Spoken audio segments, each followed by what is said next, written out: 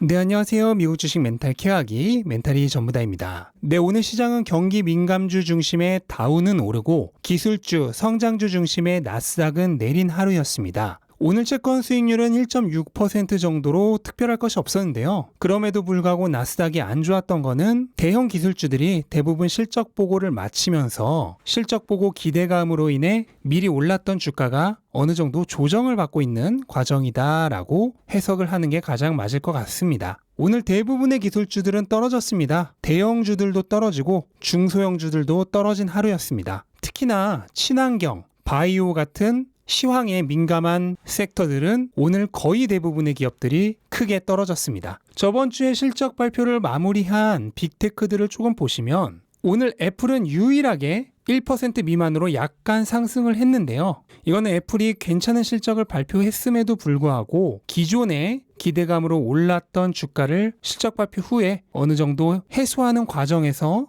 주가가 실적 발표 이후에 약세를 보였기 때문에 오늘은 그에 대한 반등이 나왔다고 보면 될 것 같고, 아마존의 경우에는 실적 발표 후에 박스권을 벗어나길 기대를 했는데 정말 거짓말같이 박스권 최상단에 막혀서 다시 박스권 안쪽으로 내려오고 있습니다. 다만 그렇다고 해서 다시 박스권 하단까지 갈 것이냐, 이번 아마존이 발표한 실적을 봤을 때 그렇게 될 확률은 높지 않고요. 일단 위의 저항선에 한번 시도를 했고 여기서 디딤돌을 한번 밟은 후에 다시 한번 저항선을 뚫기 위한 시도를 하지 않을까 하는 게 제 예상입니다. 구글은 어닝 서프라이즈 발표 후에 크게 올랐다가 고점 징후를 보이면서 현재 조정 중인데요. 실적이 워낙 좋기 때문에 조정이 강하게 오지는 않을 것 같고, 이전 가격대의 상단 부분, 그러니까 갭만 메꾼 이후에 다시 상승을 할 가능성이 크지 않을까 생각을 하고 있습니다. 페이스북도 완전히 마찬가지인데요. 기존 박스권을 이번 실적 발표를 통해 갭으로 한 번에 뚫어버렸죠. 하지만 역시나 똑같이 고점 징후를 보인 이후 차익 실현 매물이 나오고 있는 중인데, 역시나 기존 저항선 부근을 지지선 삼아서 발생했던 갭만 메꾸고 다시 상승할 가능성이 크다고 생각됩니다. 엔비디아는 주가가 바닥권에서 거의 30% 이상 상승을 해서 반년간의 길었던 박스권을 돌파를 했었죠. 그리고 나서 차익 실현 매물이 나오면서 정확하게 기존 박스권의 저항선 부근에서 지지를 받고 있습니다. 그리고 지난번에 한 번, 그리고 이번에 두 번, 이중 바닥을 형성하면서 두 번이나 지지선을 버텨줬는데요. 만약 여기서 다시 주가가 반등을 한다면 이거는 지지선을 확고하게 다지고 위로 올라가는 대단히 긍정적인 모습이죠. 만약 여기서 올라가는 모양이 된다면 이미 여러분들에게도 익숙하실 W자 반등을 하는 것이 됩니다. 이중 바닥은 바닥을 두 번 다지고 올라가는 것이기 때문에 굉장히 강한 상승 반전 모양이 됩니다. 그래서 엔비디아가 지금 이 가격대에서 앞으로 반등을 해주느냐 아니냐가 엔비디아의 주가 흐름에 있어서는 굉장히 중요한 분기점이라고 생각이 됩니다. 근데 오늘 테슬라는 별로 좋지 않았습니다.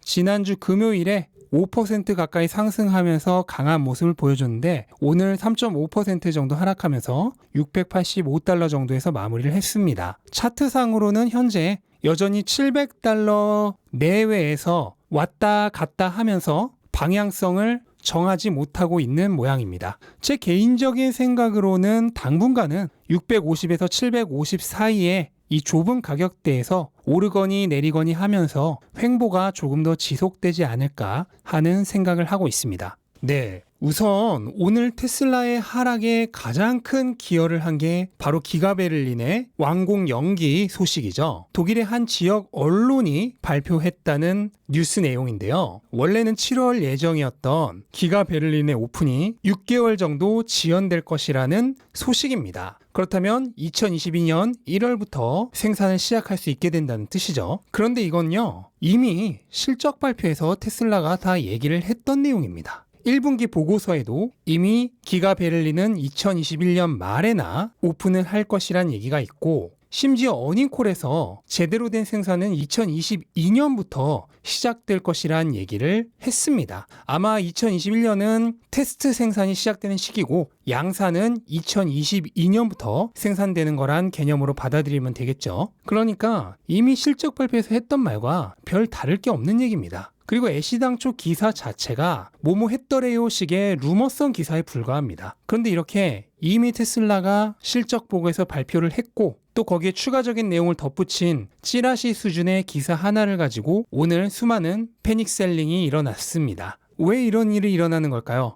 이유는 간단합니다. 대부분의 사람들은 보고서를 읽지 않아요. 어닝콜도 듣지 않습니다. 자기가 투자하는 기업인데도 잘 몰라요. 그냥 뉴스 헤드라인만 보고 감정적으로 사고 감정적으로 팝니다. 테슬라만 그런 게 아니라 거의 모든 주식을 다 그렇게 대합니다. 안타깝지만 그게 현실이에요. 그래서 조금만 노력하면 주식이 정말 쉬운 겁니다. 남들이 헐값에 팔아주고 비싼 값에 사가주니까요. 이 이상의 얘기는 하지 않겠습니다. 제가 무슨 말 하려는지 제 영상을 오래 보신 분들이라면 굳이 더 얘기하지 않아도 다 아실 겁니다. 네, 그리고 중국에서 얼마 전 있었던 모터쇼에서 한 여성이 테슬라의 브레이크에 대한 불만을 제기하는 1인 시위를 했었죠. 근데 여기에 대한 일종의 반발로 중국 내 테슬라를 좋아하는 사람들로부터 테슬라의 뛰어난 브레이크 성능을 보여주는 영상들이 바이럴되고 있습니다. 해당 영상을 보시면 연쇄 추돌 사고가 일어났는데 테슬라만 브레이크가 정확히 잡혀서 앞차와 추돌하지 않은 모습을 보여주는 그런 영상들입니다. 테슬라는 테슬라 주주와 테슬라 차주들을 제외하고는 좋아하는 사람들이 별로 없습니다. 언론도 싫어하고 기득권 세력들도 싫어해요. 왜냐? 테슬라가 잘 돼서 이익을 얻을 사람들보다는 기존에 이미 존재하는 기업들에게서 이익을 얻을 사람들이 훨씬 더 많고 또 테슬라가 성장할수록 상대적으로 피해를 보는 사람들이 더 많기 때문입니다. 미래 시가총액 1위가 될 수도 있는 새로운 강자를 경계하는 겁니다. 또 기존 내연기관차 기업들의 팬들은 당연히 테슬라를 가장 싫어해요. 그래서 1년에도 수많은 사고가 일어나지만 테슬라의 사고는 수많은 언론에서 테슬라 때리기를 하고 1년에도 수많은 화재가 일어나지만 테슬라가 화재를 일으키면 엄청나게 화제가 됩니다. 그리고 그때마다 주가는 요동을 치죠. 앞에 얘기랑 똑같습니다. 덕분에 헐값에 팔아주는 사람들이 나타납니다. 이건 나쁜 게 아니죠. 그리고 앞으로도 오랫동안 테슬라에 투자하실 분들이라면 테슬라의 이러한 화제성이 가득한 특성에 익숙해지실 필요가 있습니다. 왜냐면 앞으로도 수년 동안 똑같은 일이 계속 반복될 것이기 때문입니다. 네, 그리고 테슬라가 드디어 중국의 정치적 특수성을 인지를 하고 중국의 당국 관계자들과 좋은 관계를 맺기 위한 노력을 시작했다라는 기사가 나왔습니다. 이건 아무래도 최근에 이제 중국에서 테슬라에 대한 여러 가지 견제 등이 심해지다 보니까 테슬라 측에서도 심각성을 느끼고 대응을 시작한 것이겠죠. 그래서 테슬라가 정치인들 그리고 당국과 교류하기 위한 그런 팀 등을 꾸리고 적극적으로 좋은 관계를 만들기 위한 노력을 하기 시작했다는 내용인데요. 뭐 어쩔 수 없습니다. 로마에 가면 로마의 법을 따라야죠. 저도 중국과 비즈니스를 해본 경험이 꽤 있는데요. 관료의 말 한마디에 사업이 왔다 갔다 하는 나라가 맞습니다. 그리고 그거는 우리가 중국 보고 미개하다고 불만을 제기한다고 해서 바뀌는 게 아니죠. 그렇다면 중국에서 사업을 하고 싶은 기업이라면 어쩔 수 없이 중국의 법에 맞출 수밖에 없습니다. 그리고 테슬라가 드디어 그에 대한 적극적인 노력을 시작했다는 소식은 굉장히 긍정적인 뉴스로 해석이 됩니다. 네, 이렇게 오늘도 시장 한 바퀴 둘러봤습니다. 오늘 시장 전반적으로 안 좋긴 했는데 제가 둘러본 모든 기업들 다 펀더멘털에 영향을 줄 정도로 안 좋은 얘기는 하나도 없었습니다. 그렇기 때문에 오늘 같은 하락은 그냥 시장의 변덕이다, 조울증이다 라고 생각을 하시고 본업에 더 집중하는 하루 보내시기 바라겠습니다. 영상 끝까지 시청해주셔서 감사합니다. 도움되셨다면 구독과 좋아요 부탁드리고 오늘도 좋은 하루 되시기 바랍니다. 감사합니다.